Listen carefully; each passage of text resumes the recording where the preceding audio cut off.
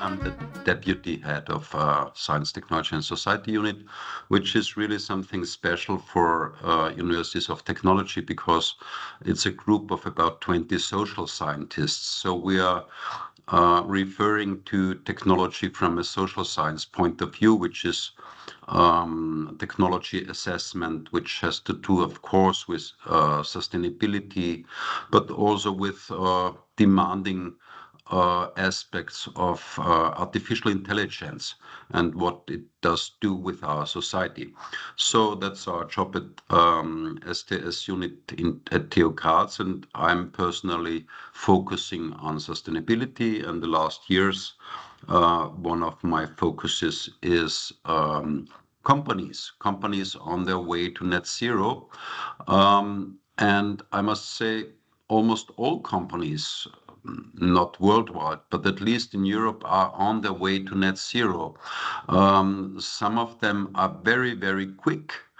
So let's say the claim is to be net zero or climate neutral or carbon neutral until 2030, and other ones until 2040, which is in line with Austria's claim. The Republic of Austria would like to be climate neutral in 2040, and the European Union until 2050.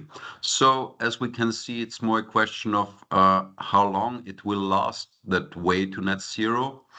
Hopefully quick, because it's important, you know why. But of course, it depends also very much on economic, social, political, and other circumstances which have to be taken into account. Today, about 30 to 40 minutes, I would like to introduce you to the perspective of companies themselves. These are entities in the middle of the market, so to speak. We are not so much interested in politics. We are not so much interested in private organizations, NGOs, or whatever, or universities. And I'm quite proud that TU Graz, and not only TU Graz, but most of the universities, public universities in Austria, are on a very nice way to climate neutrality in 2030, 2035 at the latest, which was a development from about 2017, 18 on, and we are on a good way. So, what would I like to talk about? I will tell you a little bit later on the resources which are mentioned here in my first slide, a little bit later on, not for now. The content, so hopefully it works. Yes. The content has got something like an umbrella which can be called carbon management. So you all know about environmental management, sustainability management, wastewater management, whatever. I'd like to call it carbon management when focusing on greenhouse gases. This is more or less the content of my talk. We will first hear a few words about inventories. So that means GHG balancing, which is the very first step when you are interested in this issue. Whenever you are in a company or responsible for that kind of stuff in a company, first step is always to do an inventory. It will be, and I'm quite sure it will be, the baseline year for your company, looking forward to future, to 2030 or 2040, 2050, to carbon or climate neutrality, to net zero. We have to talk a few words about boundaries, a bit of differentiation of emissions, which are in line with the so-called greenhouse gas protocol, which is the utmost important standard we have to look at when balancing when doing an inventory. We also can use ISO 14064, which is very close to that greenhouse gas protocol. Yes, but usually companies have a close eye on greenhouse gas protocol. I will say a few words about net zero, what it really means, because that's the claim, that's the target, that's the goal of a company. So we have to discuss what it really means. And then a few words about that very process, which consists of, let's say, 5, 6 steps called road mapping or developing a transition plan from our situation right now, using fossil fuels, using whatever material energies into the direction of net zero, into the direction of renewables, for example. And then, of course, we have, because it's a management and it's more or less a management system, you know that cycle of plan, do, check, act, and we have to do checks, and that means internal and external audit. We have to develop key performance indicators. And of course, when we find out that we are not in line with our targets or target figures, we have to sharpen or resharpen our measures or even develop additional measures. And as always, communication and transparency is key in this process. So now about greenhouse gas inventory of companies. It's very different to inventories of nations, for example, or of cities or towns. It's a very specific greenhouse gas protocol. It's the protocol on corporate accounting and reporting. This is the basic standard we have to keep in mind. Or ISO 14061 64/1. It depends on the region. In Europe, in United States, it's more the greenhouse gas protocol. In some other countries, Latin America, it's more the ISO norm, which is in use. We have to decide what's our base year, what's our baseline inventory, because we are developing, so to speak, against this baseline inventory. So we could start right now. That means doing a baseline inventory for 2024. And starting with this year and our emissions in this year, differentiated in diverse categories, in diverse scopes, we should have the aim, the goal of reducing these emissions by, let's say, about 80 to 90%. So it's not 20% or 30%. It's net zero. And net zero is also, because of economical reasons, a good idea, because all these emissions you do not reduce, which are not abated, have to be compensated. And compensation means buying carbon certificates, which are quite expensive on the market, about between 30 and 300 euros per ton. And that means a lot of money to be invested into compensating to reach that goal of net zero. We have to have a very close look to the sources of data. As you know, there is, for balances, always just one single source of truth, and you have to have a good idea of the data quality. Best, of course, is measurement. If possible, it should be measurement. So that means very accurate, very straightforward data. Sometimes it's just estimations. Sometimes we have to do estimations. The second part of the multiplication, which makes carbon dioxide emissions in terms of tons, carbon dioxide equivalents are the so-called emission factors. Thanks God, there are very trustful sources like the Austrian Environmental Agency, or for university or similar organizations, it's ClimCalc, which is free in the net. So it's public domain, so to speak, or some databases which in part are quite costly, like Gemis, Ecoinvent, or Sphera. And always you have to keep in mind, do paperwork, do documentation. Next step, that is how it looks like, that corporate accounting and reporting standard.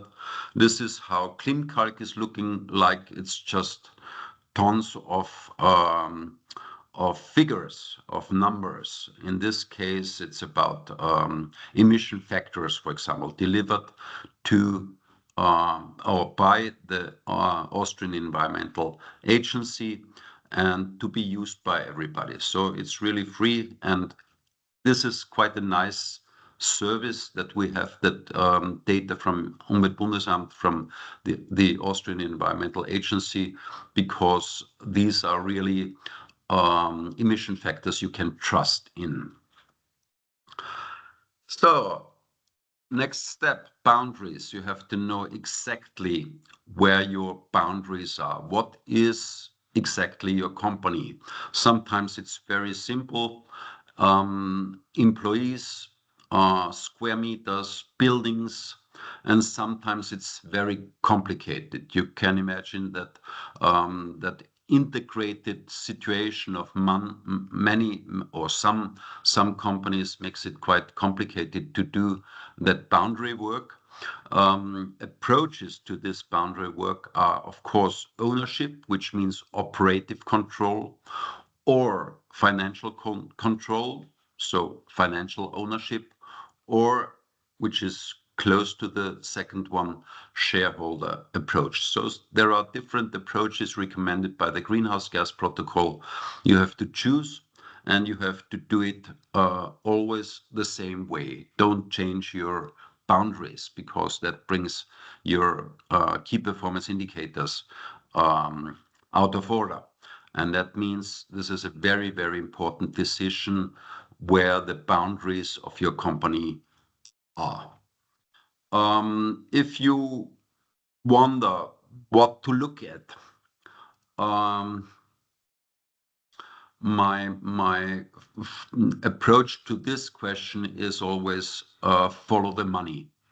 So almost everywhere where financial flows are ongoing, also carbon dioxide flows are ongoing. So this is really, really helpful to be close to those accountants which are having a closer look to the financial performance of a company, because they altogether know also where the carbon dioxide is. Of course, we are just looking to relevant emissions. For example, more than 1% of the total amount of our emissions. And of course, always those emissions which can be influenced by the company have to be or are included into the inventory, either directly or indirectly. This is something not known by everybody, that there is also an indirect responsibility for emissions, upstream and downstream. I will say a few words about this a little later on. The idea behind our inventory is always shared responsibility. So don't ask yourself who really is responsible for certain emissions. It's very often more than 2, 3, 4, 5 entities. With the cars, for example, of course, also the part which has to do with mining for metals has to be included into an inventory of a car or a car producing company. So the emissions start very, very early, and it's a shared responsibility. That means certain aspects of emissions are part of an inventory of more than one company. So if you sum up all these inventories of companies, you will always have by far more than 100% of the emissions. We do not divide these emissions by percentage or something like this. It's always 100% as part of your inventory. And of course, due diligence is fundamental. We are doing our inventory for exactly 1 year, which can be the calendar year, or sometimes it's different to the calendar year, it's the business year. But it's always for 1 year and year by year by year, so that we have, after a while, beautiful annual rows. So let's dive deeper into different kinds of emissions. The greenhouse gas protocol and the ISO norm differentiates between 3 scopes. Scope 1, these are the direct emissions. That's very simple. That's these emissions which really take place on the ground of that company. So incineration, which takes place within the factory, within the company, these are direct emissions. Or the car fleet of the company, emissions by the fleet of cars of the company, these are direct emissions, for example. Scope 2 emissions are already indirect emissions. And as I mentioned, do not question this. It's just the fact that we have to include them into our inventories. In this case, Scope 2 emissions are emissions which come from our energy consumption, mainly district heating and electricity. Of course, with the production of electricity or district heating, always is the emission of carbon dioxide included. Even the production of PV modules, causes carbon dioxide emissions, of course. These emissions have to be included into our greenhouse gas inventory. Scope 3, that's for many, many companies by far the most important scope for our inventory. It's indirect emissions subdivided into 15 categories along the value chain, upstream and downstream. I will come back to this a little later on. And we have to include, of course, all greenhouse gases, not just carbon dioxide, also, for example, methane or nitrous gases or SF6 and some exotic greenhouse gases, which are also important for air condition, for example, air condition or cooling or other devices. A little bit more about the Scope 3 emissions. Here a list of the upstream emissions which are caused by a company by purchasing goods and services. There are many companies where this aspect, this Scope 3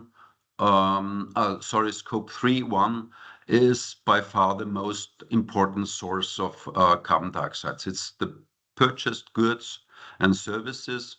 So if you buy some material, that material, whatever it is, has a rucksack of carbon dioxide, which is in the very moment you are purchasing that good, that material is also your rucksack.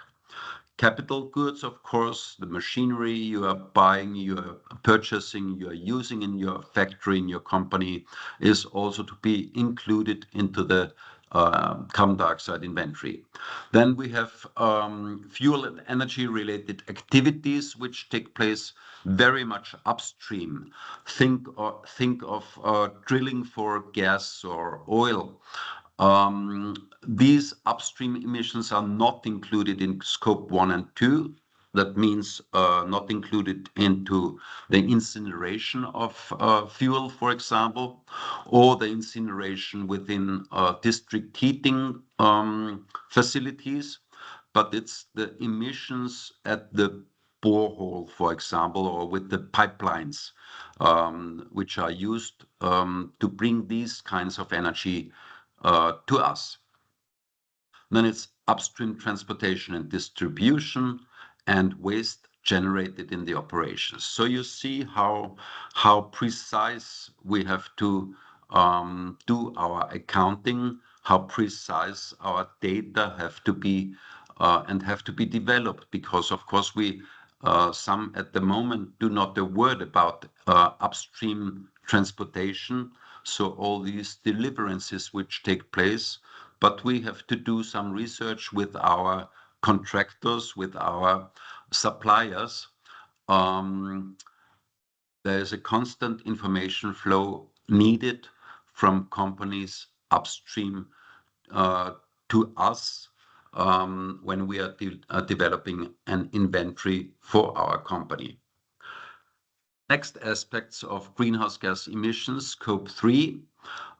Business travel. For TU Graz, for example, this is, besides of energy emissions, the most important factor for emissions, because scientists are traveling within European research projects for conferences, meetings, and so on and so on. And that makes a lot of emissions from airplanes, which are part of our inventory. Right now, about 1 year ago, we introduced a measure to reduce these emissions, something like a carbon tax for flights. And the income from this tax is used to subsidize travel by train. And it works not very quickly, not maybe enough, but it works. That internal carbon tax we introduced for business travel with airplanes. Employee commuting is an important part for those companies which with many employees, of course, because people come not only by tramway, by train or by bus, they come by car, mainly fueled by fossil fuels, and that means a lot of emissions from this part. And upstream leased assets. So it's not just about ownership, it's also about leased assets, which have to be included into our inventory. Downstream transportation and distribution. So when we deliver our goods to a client, these lorries, trucks, whatever we have in use for transportation have to be included. Processing of sold products. So sometimes we are not selling consumer products, but these products are processed. And in this case, we have that emissions caused by processing our sold products to include in our inventory. And this is the last slide regarding scope 3. You know that we are now, of course, downstream already. The use of sold products and their emissions have to be included, which is the main cause for emissions, for example, for car makers, of course, because they have to include all the emissions of cars in the next about 20 years, which is really a lot, as I can imagine. End of life treatment of sold products. That means you are also responsible for emissions caused by waste treatment. And these aspects are more special now. Downstream leased assets, franchises, and important for banks, for example, or insurances, financial investments. So, and here, sorry, it's in German, a figure from a quite fresh brochure or guideline developed by me and other colleagues from CCCA, the Climate Researcher Community of Austria, the way to climate neutrality. I recommend it very much. It's for free, available online on the website of CCCA. In about 50 pages, you learn more about accounting and road mapping. And this nice figure shows how that approach of scopes work and how important these scope 3 indirect emissions are upstream, in the upstream value chain and in the downstream value chains. Only a few companies in Austria do have major emissions, their major emissions with scope 1, for example. So now a few words about net zero. There are different words in the air, so to speak: carbon neutrality, GHG, or carbon dioxide equivalence neutrality, or climate neutrality. More in use is the term net zero, which means that zero is not achievable by thermodynamical reasons, of course, but you come close to zero, and the rest has to be offset or compensated. You have to neutralize the not avoidable residual emissions, and that's net zero. So you do have an unavoidable residual rest of emissions of, let's say, 10% or 20% of your baseline emissions, and these emissions have to be compensated or offsetted. Very helpful in this regard with climate neutrality is ISO 14068. It's exactly about carbon neutrality, and in development is 14060, which is about net zero aligned organizations. Now we come to the second very important part, just 2 slides, on our way to climate neutrality, to net zero. It's the process called road mapping, or also in use is the term transition plan. This is transition planning. So transition means that specific steps which are to be gone to reach net zero. As mentioned, we are starting with a baseline GHG inventory, but we also have to develop a prognosis, because many companies would like to grow, or they know already that they are growing, and that means we have to include this knowledge about future development of our company into our prognosis regarding GHG emissions in future. So in principle, these emissions will go up. Without measures, without doing anything, emissions will rise. That's what we see right now worldwide, in Asia, in Africa, in South America. Only in OECD countries, emissions are step by step going down. And that's because of growth. We have to fix target emissions and the target year. That's what we call pledge or claim. For example, net zero until 2040, which would be a nice pledge or claim for an Austrian company, which consists of 80% reduction, 20% offsetting. Of course, it's always better to reduce more if possible, because offsetting will be and is quite expensive, and you are using your profit just for becoming climate neutral, and it's better to reuse your profit for investment into the sustainability of your company, of course. Starting from this claim, you have to do a process called backcasting. So you are developing a plan starting with your target year. So starting with 2040, you try to get a picture of the years until then.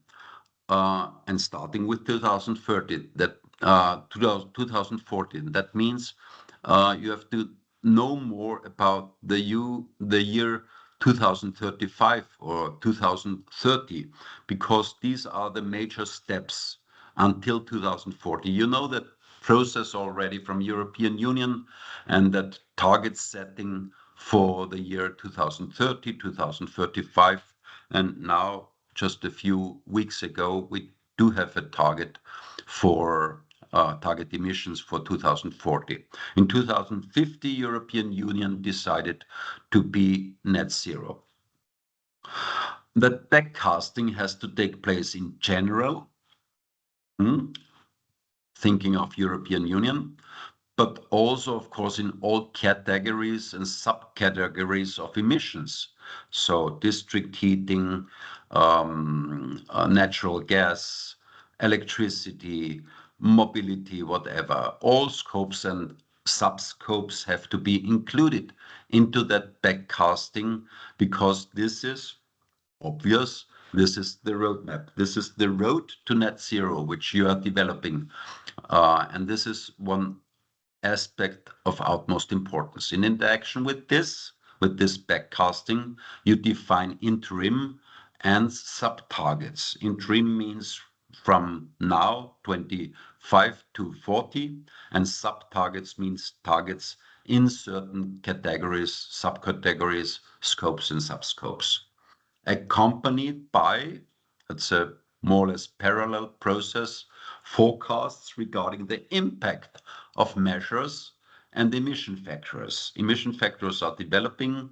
Most of them, thanks God, are going down. And you have to develop knowledge about the impact. So what does it do when I implement measures? Because the next step is the development of measures. A list of, let's say, 30, 40, 50 measures, budgeting of these measures, and that at the end of the day, of course, the CEO or the board of the company has to decide on these measures, because they usually cost money. Then you are able to develop a waterfall diagram. I will bring an example afterwards how it looks like, that waterfall diagram, which is a visualization of the main measures and bundles of measures and how they work and what's their impact. Plus a visualization of annual emissions mentioned before until target year and beyond. That's the so-called emission budget. It should be a concave curve, of course, not the convex curve, because our budget is limited by natural science, I would say. And that means we have to try to make or develop concave curves, which means the most important measures have to be set and implemented the next 5 to 10 years. Then comes the offsetting of unavoidable residual emissions in the target year and beyond. I don't go into detail in this regard because it's really the last step. The first step, the second, and the third is reducing. The comprehensive presentation of claim, goal in the target year, interim and sub-targets, measures and bundles of measures, waterfall diagram, annual emission budget until target year and beyond. This is what we call a roadmap or transition plan. This, of course, has to be decided on and communicated best on the website of the company. This is how an annual emission budget could look like. As you can see, this red line is a concave curve. So the better way, the red dots are showing a convex curve, and that you can imagine that the area under these curves is the total emission budget of that company. And here you can see we have interim goals, we have long-term goals, and until 2040 for Austrian companies, we would like to reach net zero, which means that that blue column, that's compensation, has to be as big as the residual emissions, which is shown here in the green column. So this is how this graph should look like for all companies. It's always the same. And it's about that success with reducing emissions. This is how the waterfall diagram could look like. And as you can see, it's more about the bundles of measures, which hopefully do have impact. You are, of course, thinking about growth. This is the dark blue column, and then it goes down to the residual emissions, which are not abated, which are not avoidable. These residual emissions have to be compensated. So I come to the last slides. As always, with management systems, internal and external audits are of utmost importance. So it's not a process just done by the company or by some specialists within a company. There have to be a regular check of the implementation and impact of measures. You have to deliver an annual progress report describing which measures, which instruments have been implemented, delivering, of course, the GHG inventory, and giving advice how to further that roadmap with regard to new measures or resharpening measures. So sometimes you have to implement on your way additional measures, especially when interim target figures are not met. You should roadmap beyond the target year, of course, because compensation offsetting is costly. And that means we have to be ambitious also after the target year. Our permanent focus should be reducing offsetting of unabated emissions. It will also, after the target year, go down. It's a revolving planning. It's an implementation of a management system, of course. And then comes the external audit. There are several companies, meanwhile, offering that kind of service. And it's worthwhile, of course. And for some companies, it's a must. So I think this is my last slide. It's about communication and transparency. You should publish as part of your non-financial reporting or of the sustainability plan, that transition plan plus inventory. You can also publish this as part of the sustainability report if there is one on the website. Of course, never forget the internal communication to the employees, communication to the stakeholders on the basis of a stakeholder analysis, which can be quite complicated and diverse. It's important to communicate your advances with regard to carbon dioxide to all your interested persons and organizations around your company. And of course, try to communicate on the basis of data points. So annual series, deliver annual series so that everybody very easily can see progress, KPIs, and yeah, as mentioned, annual series.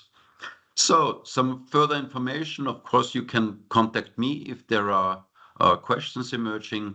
I am responsible for the project Climate Neutral TU Graz, which is a net zero project within TU Graz. And we are on our way to net zero in 2030. On this website, you find many resources which can be useful for you, so to speak, brought into practice what I delivered the last 50 minutes. Then there is a group of universities organizing in an alliance of sustainable universities. So it's almost all universities in Austria which are more or less on their way to net zero. And I think these are also quite nice resources maybe for you. And I think I mentioned that guideline developed by CCCA, Der Weg zur Klimaneutralität, the way to climate neutrality. Sorry, it's in German, but as far as I know, it's quite easy now to translate with the help of AI. It's just 50 pages and a very comprehensive and nice to read, easy to read guideline for companies which would like to become net zero. And that's all. Thank you very much.